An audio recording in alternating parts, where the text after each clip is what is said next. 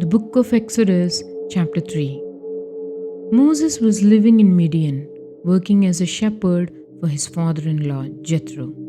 One day, while leading the flock near Mount Horeb, the mountain of God, he saw something strange. A bush was on fire, but it wasn't burning up. Curious, Moses went closer to look. Then God called out to him from the bush, "Moses, Moses." Startled, he replied, "Here I am." God said, "Do not come any closer. Take off your sandals, for you are standing on holy ground." Then God revealed himself, "I am the God of your father, the God of Abraham, Isaac, and Jacob." Moses covered his face, afraid to look at God. God told Moses he had seen the suffering of his people in Egypt. "I have heard their cries, and I will rescue them. I will bring them out of Egypt into a good and spacious land flowing with milk and honey. And I am sending you, Moses, to Pharaoh to bring my people out." Moses was shocked.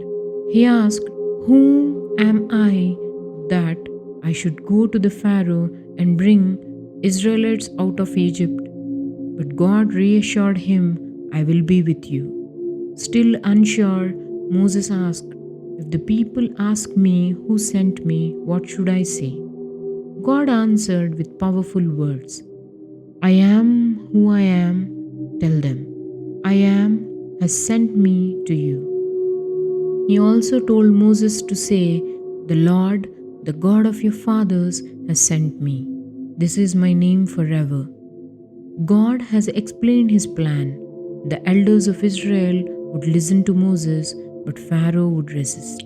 Yet, with mighty power and miracles, God would compel Pharaoh, and the Israelites would leave Egypt with wealth from the Egyptians.